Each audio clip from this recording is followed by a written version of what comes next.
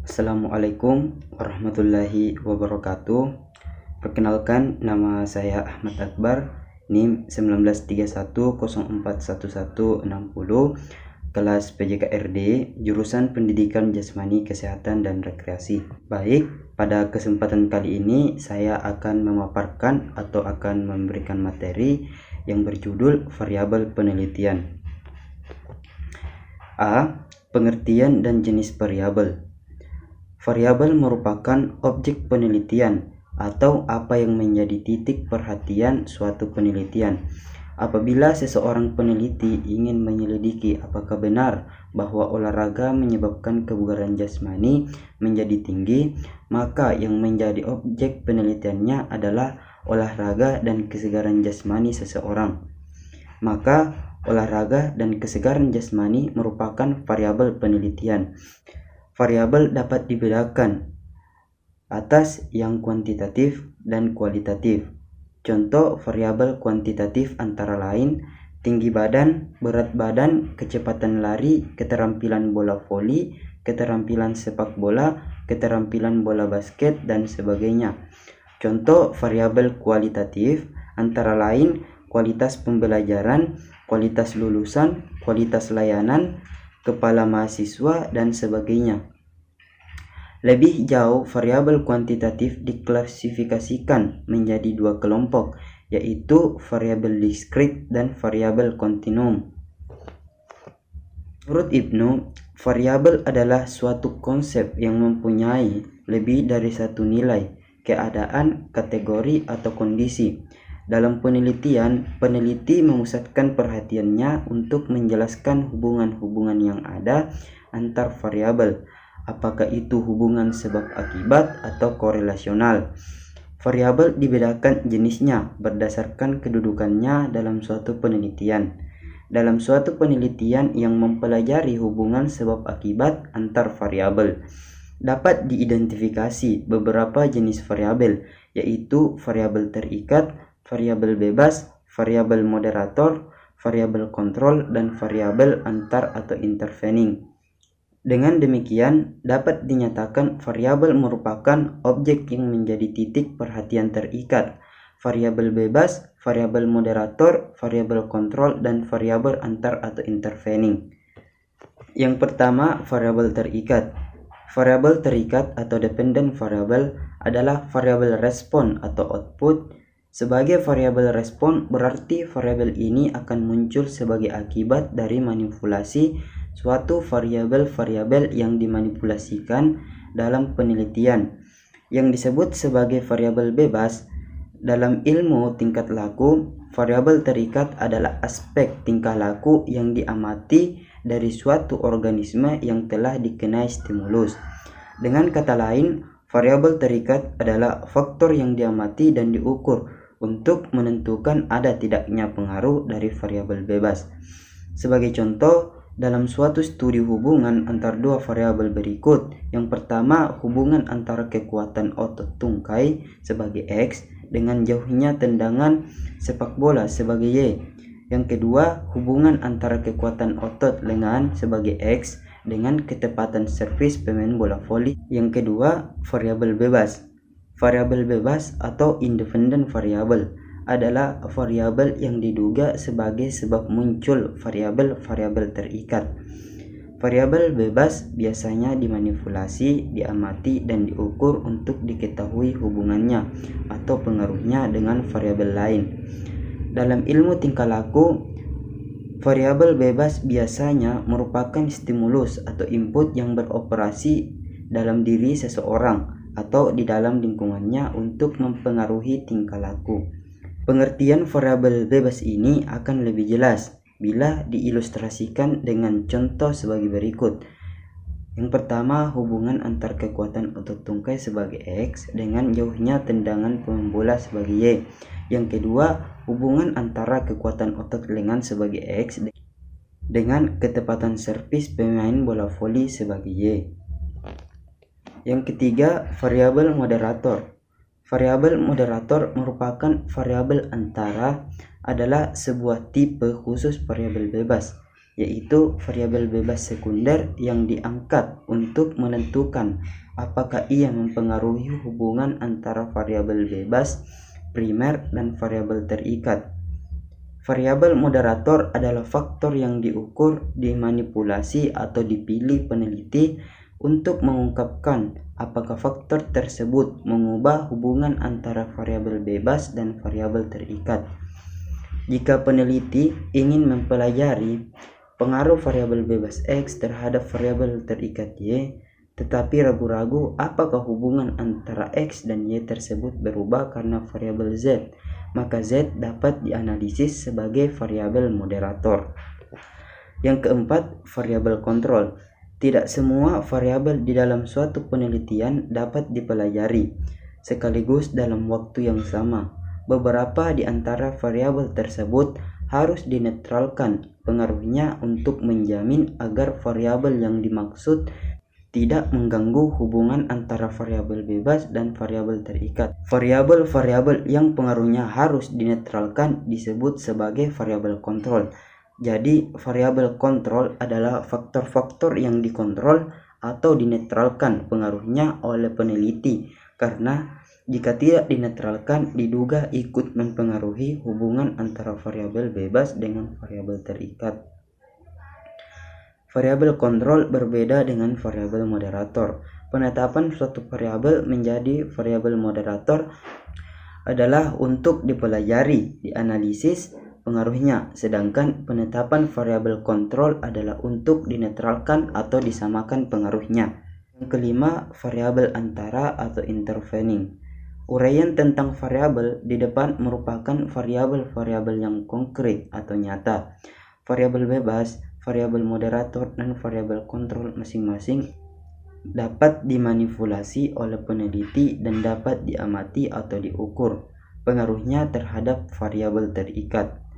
Apabila suatu variabel yang ingin diketahui pengaruhnya terhadap variabel terikat ternyata tidak dapat diamati atau diukur karena terlalu abstrak, maka variabel tersebut biasanya dipandang sebagai variabel antara atau intervening. Jadi, variabel antara adalah faktor yang secara teoretik mempunyai pengaruh terhadap variabel terikat, tetapi tidak dapat dilihat sehingga tidak dapat diukur dan dimanipulasi. Pengaruh variabel intervening terhadap variabel terikat hanya dapat diintervensikan berdasarkan pengaruh variabel bebas dan atau variabel moderator terhadap variabel terikat. Yang keenam, variabel diskrit. Variabel diskrit disebut juga variabel nominal atau variabel kategori karena hanya dapat dikategorikan atas dua kutub yang berlawanan, yakni ya dan tidak. Misalnya ya wanita, tidak wanita, atau dengan kata lain wanita pria, hadir tidak hadir, atas bawah. Angka-angka digunakan dalam variabel diskrit ini yang dapat dioperasikan untuk menghitung frekuensi yang muncul, yaitu banyaknya pria, banyaknya yang hadir, dan sebagainya. Maka angka dinyatakan sebagai frekuensi. Dengan demikian, data penelitian dengan variabel diskrit merupakan penanda kategori yang tidak dapat dioperasikan berbentuk pemahaman, berbentuk penambahan, pengurangan, perkalian, atau pembagian. Keberadaannya terbatas pada penentuan sebagai frekuensi. 7. Variabel kontinum.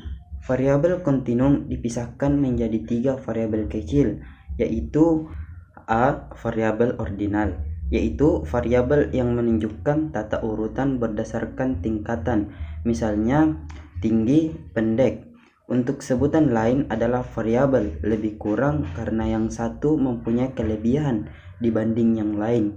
Contoh, Agung terpandai, Niko pandai, Ganang tidak pandai.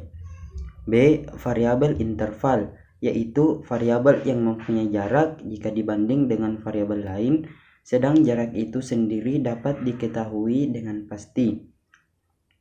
Misalnya, suhu udara di luar 31 derajat Celcius, suhu tubuh kita 37 derajat Celcius, maka selisih suhu adalah 6 derajat Celcius.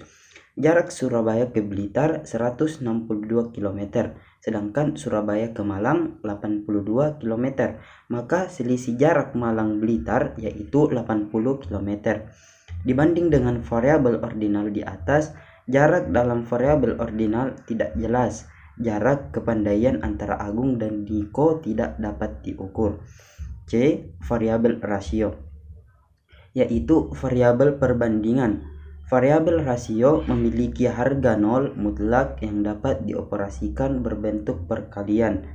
Sekian kali, contoh, berat Pak Rudi 70 kg, sedangkan anaknya 35 kg, maka Pak Rudi beratnya 2 kali anaknya. B. Definisi istilah dan operasional. Dalam sebuah penelitian, definisi istilah dan definisi operasional diperlukan apabila diperkirakan akan timbul perbedaan pengertian atau kurang jelas. Maka seandainya penegasan istilah tidak diberikan, istilah yang perlu diberi penegasan adalah istilah-istilah yang berhubungan dengan konsep-konsep pokok yang terdapat di dalam skripsi atau karya ilmiah. Kriteria bahwa suatu istilah mengandung konsep pokok adalah jika istilah tersebut terkait erat dengan masalah yang diteliti atau variabel penelitian. Definisi istilah disampaikan secara langsung dalam arti tidak diuraikan asal-usulnya. Istilah lebih dititik beratkan pada pengertian yang diberikan oleh peneliti berdasarkan kajian teoritik. Menurut UM, definisi istilah dapat berbentuk definisi operasional variabel yang akan diteliti. Definisi operasional adalah definisi yang didasarkan atas sifat-sifat hal yang didefinisikan yang dapat diamati secara tidak langsung. Definisi operasional tersebut akan menunjuk pada alat pengambil data yang cocok digunakan atau mengacu pada bagaimana mengukur suatu. Definisi operasional adalah definisi berdasarkan karakteristik yang diamati dari sesuatu yang didefinisikan tersebut. Karakteristik yang dapat diamati atau diukur itulah yang merupakan kunci definisi operasional. Dapat diamati artinya memungkinkan peneliti untuk melakukan observasi suatu pengukuran secara cermat terhadap suatu objek atau fenomena yang kemudian dapat diulangi lagi oleh orang lain. Sebaliknya, definisi konseptual mendeskripsikan sesuatu berdasarkan kriteria konseptual atau hipotetik dan bukan pada ciri-ciri yang dapat diamati. Berikut ini disajikan contoh definisi istilah dan definisi operasional yang digunakan dalam sebuah penelitian. Yang pertama, contoh definisi istilah. Keterampilan bermain sepak takraw adalah kemampuan pemain sepak takraw dalam memainkan bola, menggunakan seluruh anggota badan kecuali tangan dengan cara menimbang, melakukan passing dan heading, serta melakukan serangan ke lapangan lawan, menggunakan kaki, kepala, paha, dan anggota badan yang lain selain tangan dengan tujuan memenangkan suatu pertandingan. Contoh definisi operasional. Keterampilan bermain sepak takraw adalah skor kemampuan pemain dalam memainkan bola, menggunakan seluruh anggota badan kecuali tangan dengan cara menimbang, melakukan passing dan heading, serta melakukan serangan ke lapangan lawan, menggunakan kaki, kepala, paha, dan anggota badan yang lain selain tangan dengan tujuan memenangkan suatu pertandingan. Keterampilan bermain sepak takraw diukur dengan menggunakan tes keterampilan bermain sepak takraw berbentuk rangkaian materi tes terdiri dari keterampilan menimang bola, servis, melakukan passing ke sasaran. Berdasarkan penjelasan di depan, maka dapat dinyatakan bahwa definisi istilah merupakan definisi yang disusun peneliti berdasarkan sintesis yang disusun dari kajian pustaka, yang lazim juga disebut sebagai definisi konseptual. Sedangkan definisi operasional merupakan definisi yang disusun peneliti berdasarkan sintesis yang disusun dari kajian pustaka, yang dilengkapi sampai dengan teknik pengambilan data di lapangan secara operasional. Pengukuran variabel. Pengukuran terhadap variabel merupakan hal penting yang harus dipertimbangkan oleh seorang peneliti. Kekuatan sebuah penelitian salah satunya ditentukan ketepatan pengukuran variabel. Menurut Ibnu, apabila seorang peneliti telah menetapkan suatu masalah, merumuskan hipotesis, dan mengidentifikasi variabel-variabel yang akan diteliti, maka ia menghadapi pertanyaan tentang bagaimana mengukur variabel-variabel yang akan dipakai dalam pengujian hipotesis tersebut. Di dalam penelitian, prosedur dan teknik untuk mengukur variabel perlu ditetapkan dengan cermat agar dapat menghasilkan data yang benar. Upaya tersebut meliputi pendefinisian variabel secara cermat seoperasional mungkin, perancangan skala pengukuran, pembuatan alat ukur atau instrumen, pengecekan validitas dan reliabilitas instrumen. Yang pertama, pengukuran dan skala pengukuran. Menurut Matthews, pengukuran merupakan bagian dari evaluasi yang dilakukan melalui prosedur kuantitatif dengan menggunakan instrumen tertentu. Kirkendall menyatakan pengukuran merupakan proses pengumpulan informasi. Pengukuran adalah prosedur penetapan angka yang memiliki kuantitas ciri atau atribut yang dimiliki oleh subjek dalam suatu populasi atau sampel.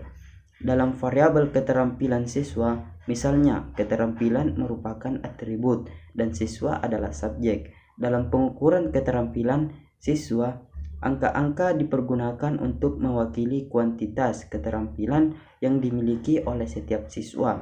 Dalam hal tertentu, angka tidak mewakili kuantitas, melainkan dipakai sebagai label yang menunjukkan kategori di mana setiap subjek termasuk di dalamnya. 2. Skala pengukuran. Data yang dikumpulkan peneliti memiliki skala pengukuran yang beragam, tergantung dari jenis datanya. Oleh karena itu, sebelum peneliti menyusun instrumen, sebaiknya perlu mengetahui lebih dahulu berbagai jenis ukuran, jenis data yang dikumpulkan terkait dengan prosedur analisis data yang digunakan. Berbagai skala pengukuran dapat dikelompokkan ke dalam 4 kategori, yaitu data dengan skala nominal, skala ordinal, skala interval, dan skala rasio. A. Skala nominal. Sebuah data dikatakan memiliki skala nominal apabila angka-angka dalam rentangan skala pengukuran hanya berfungsi sebagai pengganti nama atau label atau kategori, tidak menunjukkan suatu kuantitas, maka skala pengukurannya disebut nominal. Angka-angka pada skala nominal tidak merupakan urutan dalam suatu kontinum, melainkan menunjukkan kategori-kategori yang terlepas satu dengan yang lain.